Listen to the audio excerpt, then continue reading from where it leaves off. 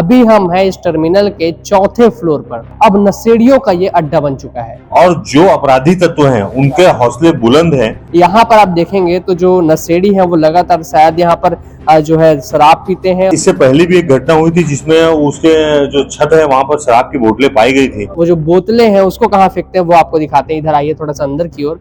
मतलब कहीं ना कहीं उनको पीछे से प्रोत्साहन मिल रहा है। लेकिन ये जो चौथा फ्लोर है वो अभी बिल्कुल भी वेस्ट हो चुका है। सरकार उनके ऊपर कार्रवाई करेगी, आप देखिएगा परिणाम दूसरे आएंगे। तो यहाँ की सुरक्षा व्यवस्था कहाँ है, वो लोग कहाँ हैं जो इसका ध्यान रखते हैं। और ये दिन की स्थिति है, रात में क्या क्या होता होगा ये भी बड़ा सवाल है। नमस्कार, अभी हम मौजूद हैं रायपुर के अंतर्राज्यीय बस टर्मिनल में, लेकिन मेरे पीछे आपको यात्री नहीं दिख रहे होंगे क्योंकि अभी हम हैं इस टर्मिनल के चौथे फ्लोर पर। जो सबसे टॉप पे फ्लोर होता है उस पर हम मौजूद हैं और यहाँ की स्थिति हम आपको दिखाने आए हैं। जब हम यहाँ पर पहुंचे और जो हमने चीजें देखी उसको देखकर हम भी स्तब्ध रह गए कि ये अंतर्राज्यीय बस टर्मिनल है, लेकिन यहाँ ऐसा कैसे हो सकता है।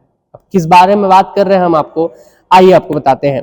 इधर अगर आप आएंगे तो पहले तो आपको खाली खाली से दिखेगा, लेकिन ये जो एरिया है, ये जो अंतर्राज्यीय बस टर्मिनल का जो चौथा फ्लोर है वो बिल्कुल खाली होने के कारण अब नशेड़ियों का ये अड्डा बन चुका है। ऐसा इसलिए कह रहे हैं क्योंकि यहाँ पर आप देखेंगे तो जो नशेड़ी हैं वो लगातार शायद यहाँ पर जो है शराब पीते हैं और शराब पीने के बाद वो जो बोतलें हैं उसको कहाँ फेंकते हैं वो आपको दिखाते हैं। इधर आइए थोड़ा सा अंदर की ओर। तो जो शराब पीकर जो नशेड़ी है वो ऐसे बोतलों को यहाँ पर फेंक देते हैं और यहाँ पर आप देखेंगे तो कितने सारे बोतल्स आपको देखने को मिलेंगे, साथ ही साथ डिस्पोजल्स भी आपको देखने को मिलेंगे जिससे शराब पिया जाता है। तो ऐसी स्थितियां यहाँ पर है वो हमें स्पष्ट रूप से देखने को मिलती है। और ये बड़ा सवाल इसलिए बन जाता है क्योंकि ये अंतर्राज्यीय बस टर्मिनल है जिसे जहां से पूरे राज्य भर में, जहां से पूरे देश भर में अलग अलग जगहों पर बसें जाती हैं, हजारों यात्री यहाँ पर रहते हैं।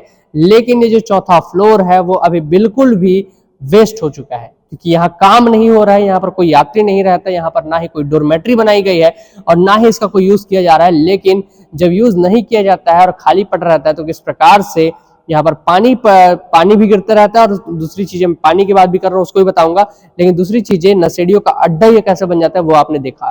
तो ऐसे नशेड़ियों का अड्डा बन जाता है। और ये सिर्फ शराब की बात नहीं थी और कई प्रकार की चीजें जैसे गुटखे के पैकेट्स आपको देखने को मिलेंगे। यहाँ पर सफाई जरूर हुई है इस कूड़ेदान में, लेकिन यहाँ पर गुटखे के पैकेट्स भी देखने को मिलेंगे और उसके अलावा आपको सिगरेट्स के भी टुकड़े देखने को मिलेंगे जो जले हुए टुकड़े होते हैं। अगर यहाँ पर चौथे फ्लोर पे इस तरह की चीजें हो रही हैं, जब शराब पी रहे हैं, तो यहाँ की सुरक्षा व्यवस्था कहाँ है, वो लोग कहाँ हैं जो इसका ध्यान रखते हैं। और अगर ध्यान नहीं रखा जा रहा है तो क्यों नहीं रखा जा रहा है, क्योंकि नगर निगम में भी ध्यान देना चाहिए उनको भी कि किस प्रकार से यहाँ पर क्या कार्य हो रहे हैं उस पर ध्यान देना चाहिए। लेकिन इस पर कोई भी ध्यान नहीं दे रहा। और आप देख रहे हैं जो स्थिति आपको देखने को मिल रही है, जो शराब की बोतलें आपको फेंकी हुई दिखेंगी वो सभी इस बात का सबूत है।